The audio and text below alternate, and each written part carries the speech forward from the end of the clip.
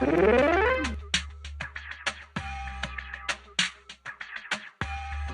前はもう死んでいる。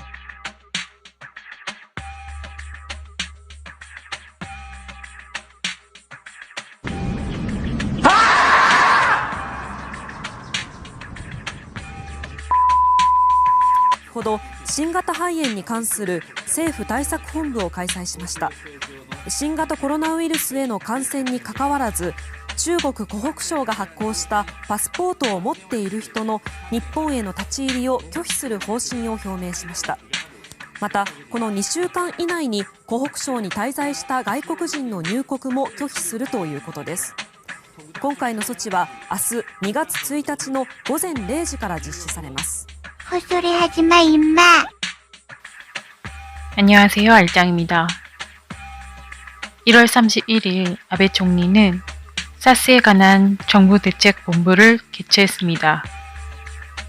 우한 폐렴, 중국 후베이성으로부터의 일본인 이외의 입국을 원칙으로 거부할 방침을 표명했습니다.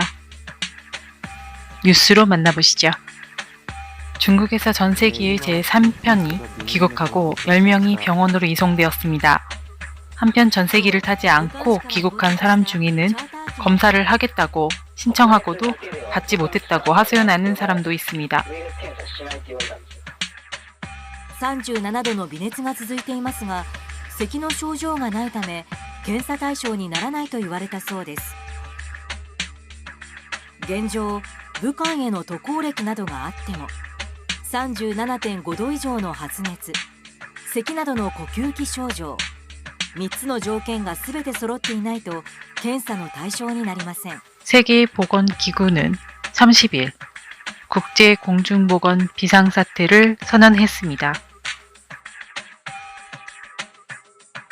何? Nope, nope, nope.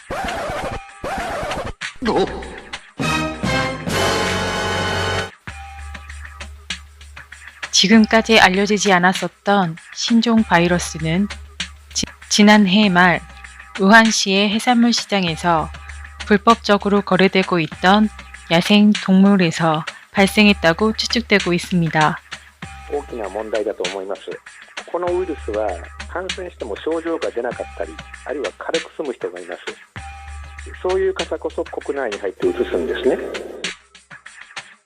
おととい広東省から帰国した男性も検疫所で症状を訴えましたが、わざわざ申告しに行ったのにもかかわらず特に精密な検査をせずにですね、中国全土で感染者は1万人に迫り、その多くは武漢ですが、浙江省や広東省でも感染者は増えています。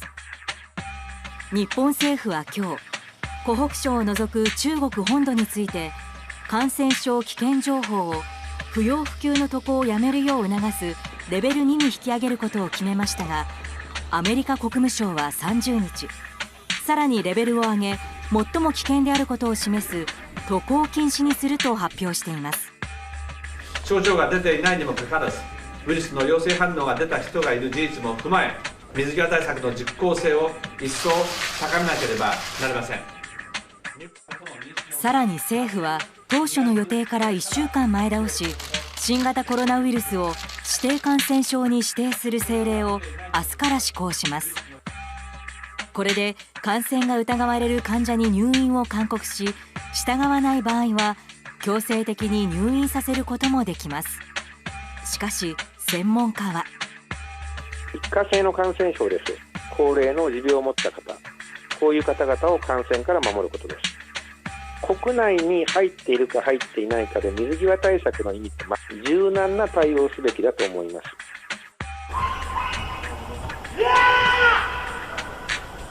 28살 한국인 남성인데 중국 우한에서 청도를 거쳐 지난 23일 인천공항을 통해 입국했습니다. 지난 26일 기침이 약간 있었다가 28일에 감기 기운이 생겼고 29일부터는 발열과 기침, 가래 등의 증상이 뚜렷해져 보건소로 신고했습니다. 보건소 조사 결과 유증상자로 분류돼 자가격리 후 시행한 검사 결과 어제 저녁 확진 판정을 받고 서울의료원에 격리돼 치료를 받고 있습니다. 어제 확진 환자가 2명 발생한 데 이어 오늘 한 명의 확진 환자가 추가로 확인됨에 따라 국내 확진 환자는 모두 7명으로 늘어났습니다. 그리고 세 번째 환자와 접촉한 사람 가운데 이 신종 코로나 바이러스에 감염된 2차 감염자가 나왔죠? 네, 그렇습니다. 국내에서 확인된 세 번째 환자와 접촉한 사람인데요. 56살 한국인 남성입니다. 이 사람은 세 번째로 확진을 받은 환자와 강남에 있는 식당에서 지난 22일 저녁 식사를 한 것으로 알려지고 있습니다. 1m 이내 거리에서 1시간 반 동안 식사를 하면서 대화를 나눴는데 이때 신종 코로나 바이러스에 감염된 것으로 보입니다. 어제 추가로 확진된 또 다른 한 명은 32살 한국인 남성입니다. 업무 때문에 중국 우한시를 방문한 뒤 지난 24일 귀국한 사람입니다. 정부가 우한에서 입국한 사람에 대해 전수조사를 벌이고 있는데 보건소에서 발열이나 호흡기 증상이 나타나는지 전화로 확인하는 능동 감시 대상자였습니다. 평소 천식이 있어 간헐적으로 기침이 있었고 발열은 없었지만 검사 결과 양성이 나타났습니다. 이들 2명은 서울대병원과 서울의료원에 격리돼 치료를 받고 있습니다. 2차 감염자로 확인이 된 56살 남성의 동선이나 접촉자는 나왔습니까? 네, 아직 구체적인 동선이나 접촉자는 알려지지 않고 있습니다. 어제부터 질병관리본부 적각대응팀이 출동해 현장 역학조사를 벌이고 있어서 조사된 결과는 오후쯤 발표될 것으로 보입니다. 이 환자는 보건소에서 매일 전화로 증상 발현 여부를 확인하는 능동감시 대상자였습니다. 자가 격리를 하는 밀접 접촉자가 아니라 거주에 제한이 없는 일상 접촉자였기 때문에 22일 저녁 식사 이후 어제 확정 판정이 날 때까지 일주일 이상 여러 곳을 다녔을 것으로 보입니다. 첫 번째 확진 환자부터 네 번째 확진 환자와 접촉한 사람 가운데 감시가 필요한 접촉자는 387명입니다. 여기에다 3명의 확진자가 추가로 나왔기 때문에 확진 환자와 접촉에 감염의 우려가 있는 사람은 크게 늘어날 것으로 보입니다. 이 때문에 추가적인 2차 감염자나 3차 감염자가 나올 가능성도 배제하기 어렵게 됐습니다. 자, 그리고 세계보건기구 WHO가 국제 공중보건 비상사태를 선포했는데요. 국내 방역 체계에도 변화가 있을까요? 네, 세계보건기구가 신종 코로나 바이러스 감염증에 대해 국제적 공중보건 비상사태를 선포함에 따라 정부도 대응책 마련에 나섰습니다. 오늘 오전 위험평가회의를 열어 구체적인 대응 방안을 논의할 예정입니다. 다만 세계보건기구가 조역과 이동의 제한은 하지 않아 현재 경계 단계인 위험경보 수준을 심각 단계로 격상하지는 않을 것으로 보입니다. 하지만 5번째와 6번째 환자 모두 격리되지 않고 일상생활을 하는 중에 확진 판정을 받은 것으로 확인돼 접촉자 분류 기준을 강화하는 등의 조치가 필요할 것으로 보입니다.